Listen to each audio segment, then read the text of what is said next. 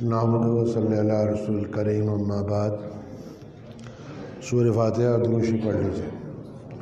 اعوذ باللہ من الشیطان الرجیم، الحمدللہ رب العالمین الرحمن الرحیم مالک یوم الدین، ایاک نعبد و ایاک نستعین، اہدنا الصراط المستقیم صراط الذین انعمت علیہم غیر المغضوب علیہم ولا الضالین، اللہم صلی اللہ علیہ وعلی آلہ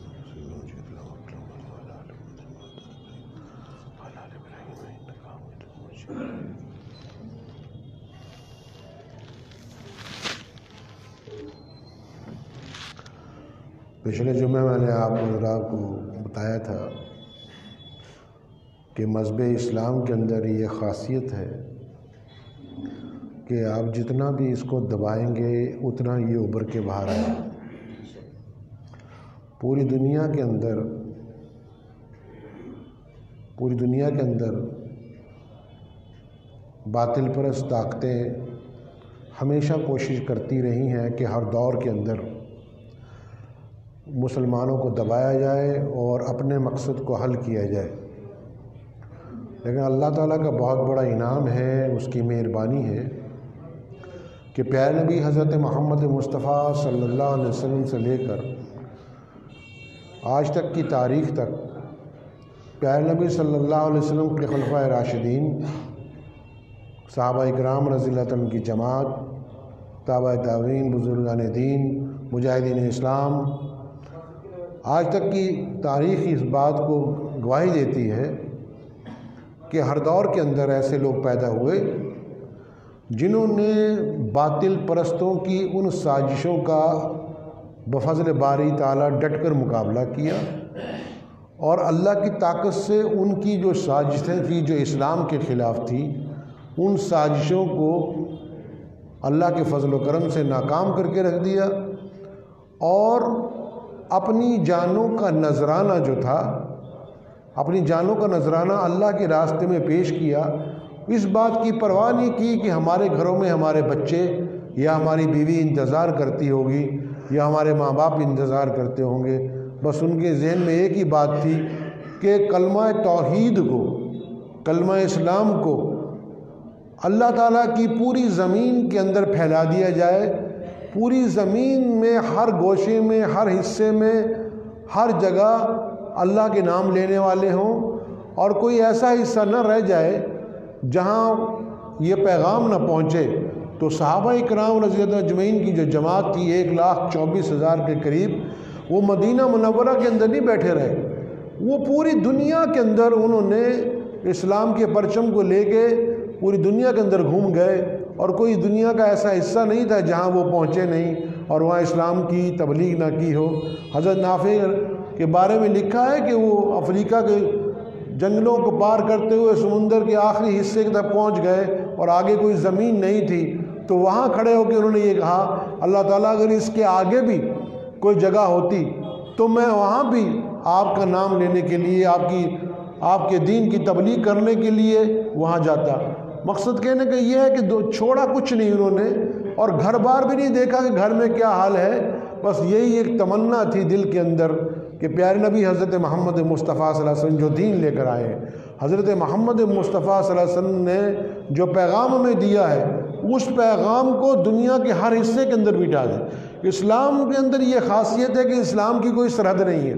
ہر مذہب کی ایک سرحد ہے۔ کچھ مذہب ایسے ہیں جو ہندوستان کے اندر ہیں، باہر نہیں ہیں، کچھ مذہب ایسے ہیں جو یورپ کے اندر ہیں، باہر نہیں ہیں، کچھ مذہب ایسے ہیں جو چائنا کے اندر ہیں، باہر نہیں ہیں، کچھ مذہب ایسے ہیں جو روس کے اندر ہیں، باہر نہیں ہیں۔ ساؤتھ افریقہ میں چلے جائیں، وہاں کا الگ ہی ان کا رنگ ڈھنگ ہے، وہ الگ قسم کے لوگ ہیں، ان کا جو ہے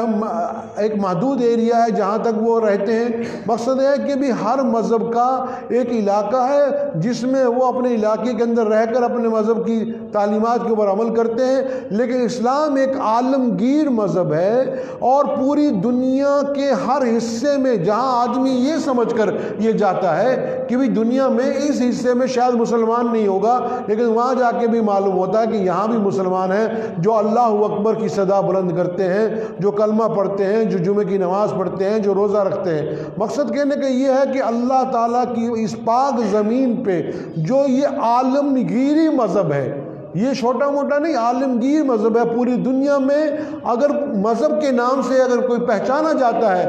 سپریم پاور جو ہے جو اللہ تعالیٰ نے دی ہے وہ اللہ تعالیٰ نے پیارے نبی حضرت محمد مصطفیٰ صلی اللہ علیہ وسلم کے ذریعے ہمیں دی ہے۔ اللہ تعالیٰ نے مسلمانوں کو سردار بنایا ہے کہ تم سردار ہو۔ ہمیں افسوس ہے کہ ہماری غلطیوں اور ہماری کوتاہیوں اور ہماری غفلتوں کی وجہ سے آج جو ہے وہ باطل پرست جو ہیں وہ ہم پہ حاوی ہیں، جبکہ یہ ہونا چاہیے تھا کہ ہم پوری دنیا کے اندر دوسروں کے فیصلے کرواتے اور اسلام کی جو صحیح تصویر ان کے سامنے پیش کرتے۔ لیکن جب ہم نے اپنے اندر دیکھا ہمارے اندر اتنی خرابیاں ہیں کہ ہم دوسروں تک صحیح بات نہیں پہنچا رہے، اس کا قصوروار ہم ہیں، وہ لوگ نہیں ہیں جو آج اسلام سے دور ہیں، ان کا قصور کم ہے، ہمارا قصور زیادہ ہے، کیونکہ ہم اسلام کی وہ تعلیمات جو ہیں وہ ان تک صحیح معنی میں جو پہنچانی چاہیے وہ نہیں پہنچا سکے۔ اسلام ایک ایسا بہترین مذہب ہے کہ جو بھی کوئی آدمی سچے دل سے اسلام کو پڑھتا ہے اور اس کا مطالعہ کرتا ہے تو وہ اسلام قبول کر لیتا ہے۔ اسپین جس کو بولتے ہیں، جس کا نام پرانا نام اندلس ہے، وہاں مسلمانوں نے 800 سال حکومت کی، 800 سال، جس کو آج اسپین کہتے ہیں، پرانا نام اندلس ہے اس کا۔ تو آج سے 500 سال پہلے وہ ملک غلام ہو گیا اور وہاں سے مسلمانوں کو نکال دیا گیا، افریقہ پتہ نہیں کہاں کا کچھ مار دیے گئے وہاں سے۔ آپ مسلمان کیوں نکلے وہاں سے؟ کہ آپس میں مسلمان دستے گریبان ہو گئے، آپس میں لڑ کے اپنی حکومتیں ضائع کر لی۔ تو جہاں وہاں سے مسلمان نکل گئے تو پچھلے 92 میں، سن 92 کے اندر تو 500 سال ہو گئے تھے اس مسلمانوں کے ملک کو چھوڑے ہوئے اور وہاں عیسائیوں کا قبضہ ہو گیا۔ تو اس ملک کے جو حکومت تھی انہوں نے اپنے علاقے میں جو سب سے پڑھا لکھا وہاں کا جو عیسائی تھا پروفیسر تھا اس کو بلایا اور اس کو یہ کہا کہ تم ایک کتاب لکھو جو مسلمانوں میں ان کے جو خلیفہ تھے، مسلمانوں کے جو بادشاہ تھے، مسلمانوں کے جو کارنامے تھے ان کے بارے میں لکھو کہ مسلمان کیسے غلط لوگ تھے، مسلمان ظالم تھے، مسلمانوں نے یہ کیا، مسلمانوں نے وہ کیا، مسلمان زبردستی دوسرے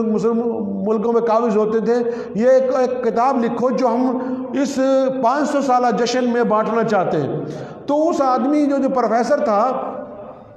اس نے سوچا کہ بھی اگر اسلام کے خلاف کتاب لکھنی ہے تو مجھے عربی پڑھنی پڑے گی۔ تو اس نے عربی کا مطالعہ کیا، عربی پڑھنی شروع کر دی۔ جب 2-3 سال میں عربی پڑھی تو پھر اس نے قرآن حکیم کا مطالعہ کیا، قرآن حکیم پڑھا اور چاروں خلیفہ راشدین کی زندگی پڑھی اور پوری تاریخ پڑھی مسلمانوں کی۔ تو اس نے کتاب لکھی، لیکن ان کو نہیں بتایا حکومت اسپین کو کہ میں کیا لکھ رہا ہوں۔ اس نے کتاب لکھی اور کتاب لکھنے کے بعد جب اس کا اجرا ہونے لگا تو اس کے پہلے صفحے میں اس نے لکھا کہ مجھے یہ ہدایت دی گئی تھی کہ مسلمانوں کے خلاف، مسلمانوں کے خلیفہ کے خلاف، مسلمان جو تھے حکمران تھے، مسلمان جو تھے ان کے بارے میں ان کا تہذیب کیا تھی، تمدن کیا تھی مسلمانوں کی، اور مسلمان ہمارے ملک میں کیوں آئے، یہ ساری باتیں ہمیں بتائی گئی تھیں کہ ہم ان کے بارے میں لکھیں کہ مسلمان کیسے تھے، ان کا کردار کیسا تھا، وہ کیسے وہ اپنی زندگی گزارتے تھے، ان کے اندر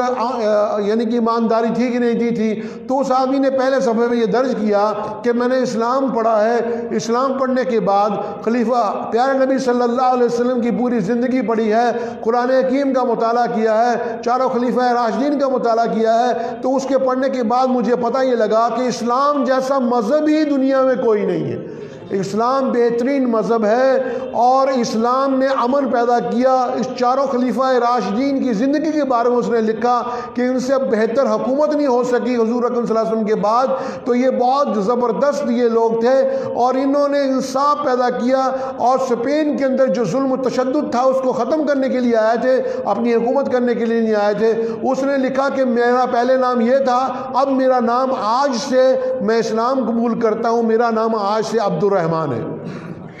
تو وہ اسلام کی وہ جو سپرٹ تھی، اسلام کی جو محبت تھی اس کے اندر، وہ کہاں سے پیدا ہوئی کہ پیارے نبی صلی اللہ علیہ وسلم کی زندگی کے حالات پڑھ کر، ان کے اخلاق کریمہ کو دیکھ کر، ان کی زندگی کو دیکھ کر ان کی زندگی کو دیکھ کر اس کے اندر انقلاب پیدا ہو گیا۔ تو یہ انقلاب ایک غیر مسلم کے اندر پیدا ہو گیا اور دنیا میں 1 ارب 80 کروڑ مسلمان ہیں اللہ تعالیٰ کی اس پاک زمین پہ۔ خدا کی قسم اگر مسلمان صحیح معنی میں اللہ اور اس کے پیارے نبی حضرت محمد مصطفیٰ صلی اللہ علیہ وسلم کے حکم کے مطابق اپنے کو ڈھال لے، اپنے کو ڈھال لیں تو دنیا کی کوئی طاقت مسلمانوں کا تنکا بھی نہیں ہلا سکتی، کچھ بھی نہیں کر سکتی، کسی کے پاس کوئی پاور نہیں۔ سپریم پاور اللہ کی ذات ہے، نفع نقصان کا مالک اللہ ہے، کوئی کچھ نہیں دے سکتا، کسی کے پاس کوئی پاور نہیں ہے۔ اور ساری عزتیں ہم لوگوں کے پاس جاتے ہیں، سمجھتے لوگ ہمیں عزت دیں گے، ساری عزتیں اللہ کے پاس ہیں، اور جب ساری عزتیں اللہ کے پاس ہیں تو اس عزت والے کی نام لو، اور اس کے بعد اللہ تعالیٰ کے پاس ساری عزتیں پیارے نبی حضرت محمد مصطفیٰ صلی اللہ علیہ وسلم کے پاس ہیں،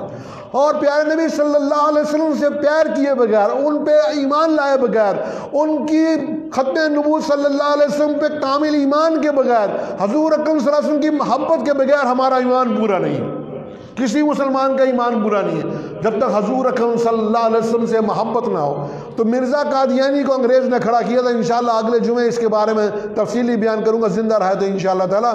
اور دعا کیجئے کہ اللہ تعالیٰ ان مرتدوں کو، یہ مسلمان، یہ میں آپ حکومت کو یہ کہنا چاہتا ہوں، یہ منورٹی میں نہیں ہے، منورٹی میں تو عیسائی ہیں، مسلمان ہیں اس ملک میں، یہ جو ہے مرتد ہے، یہ انگریز کے پروردہ ہیں، انگریزوں کے پٹھو ہیں، انہوں نے پوری دنیا میں اسلام کو نقصان پہنچایا۔ اس ملک کی آزادی جو تھی ان کی وجہ سے 50 سال کے بعد ہوئی، کیونکہ یہ غدار تھے، اور یہ انہوں نے غداری کر کے پورے ملک، پوری دنیا کے اندر مسلمانوں کو نقصان پہنچایا، سلطنت عثمانیہ کو نقصان پہنچایا انہوں نے، اس کو ختم کرنے کے لیے قادیانی یہ لگے رہے۔ بڑے لوگ، بڑی جگہ انہوں نے، پاکستان کے اندر بھی، ہندوستان کے اندر بھی، بنگلہ دیش کے اندر بھی انہوں نے اپنے دفاتر بنا رکھے ہیں، وہاں بیٹھ کر یہ سازشیں کرتے ہیں اور مسلمانوں کو خراب کرنے کی کوشش کرتے ہیں۔ اور ہمارا عقیدہ ہے کہ مسلمان، پوری دنیا کا جو مسلمان ہے وہ بھوکا رہ لے گا، پیاسا رہ لے گا، کپڑے نہ ہو کوئی بات نہیں، ڈوٹی ہوئی جوتی پہن لے گا، لیکن پیارے صلی اللہ علیہ وسلم کی محبت اس کے دل سے نہیں جا سکتی۔ حضور اکرم صلی اللہ علیہ وسلم کی محبت ہمارے دل میں ہے۔ اور ایک بات ان قادیانی کو بتانا چاہتا ہوں کہ قادیانیوں جتنا بھی تم مرضی مسلمانوں کے اندر کام کر لو، انشاءاللہ مسلمان تمہارے خلاف آخری دم تک لڑتے رہیں گے، ختم نبوت کا جھنڈا ہمارے ہاتھ میں ہوگا، لڑتے رہیں گے زندگی کے آخری لمحے تک، اور اگر ہم شہید بھی ہو گئے تو اتنی بات یاد رکھو، ہماری روحیں بھی لڑیں گی تمہارے خلاف انشاءاللہ۔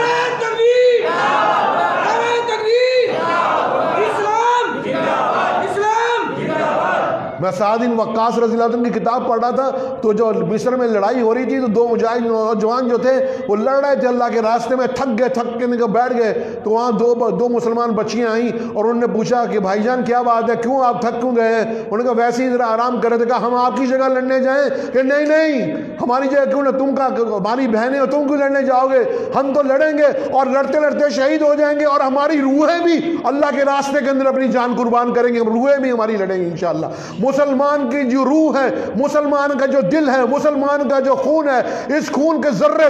میں اللہ کے نبی صلی اللہ علیہ وسلم کی محبت ہے، ذرہ کی محبت ہے، اس کو کوئی دنیا کی طاقت نہیں نکال سکتی۔ اور جتنے بھی مرتد قادیانی آ جائیں، جتنے بھی حکومتیں پشت پناہی کر لیں ان کی، اور یہ سمجھتے ہیں کہ ہم کامیاب ہو جائیں گے، انشاءاللہ زندگی بھر یہ ٹکریں مارتے رہیں، کبھی کامیاب ہوں گے، اور یہ اگر اسلام پہ نہیں مرے تو جہنم کے اندر جائیں گے، اور جہنم کے اندر بھی انشاءاللہ ان کو چھوڑیں گے نہیں۔ جہاں ہمارے کچھ مسلمان جہنم میں جائیں گے اپنی سزا بھگتنے کے لیے، ہم وہاں بھی ان کی پٹائی کریں گے انشاءاللہ، وہاں بھی ان کو چھوڑیں گے نہیں انشاءاللہ۔ دعا کریں کہ اللہ تعالیٰ مجھے اور آپ سب کو اس کے اوپر عمل کے، وقت بہت تھوڑا ہوتا ہے اور آج طبیعت جو تھی وہ صبح سے خراب تھی، دعا کریں کہ اللہ تعالیٰ مجھے بھی شفا عطا فرمائے، اور جتنے بھی اور مسلمان جو بیمار ہیں اور جو جیلوں میں پڑے ہیں اللہ تعالیٰ ان کی رہائی عطا فرمائے۔ وآخر دعوانا الحمدللہ رب العالمین۔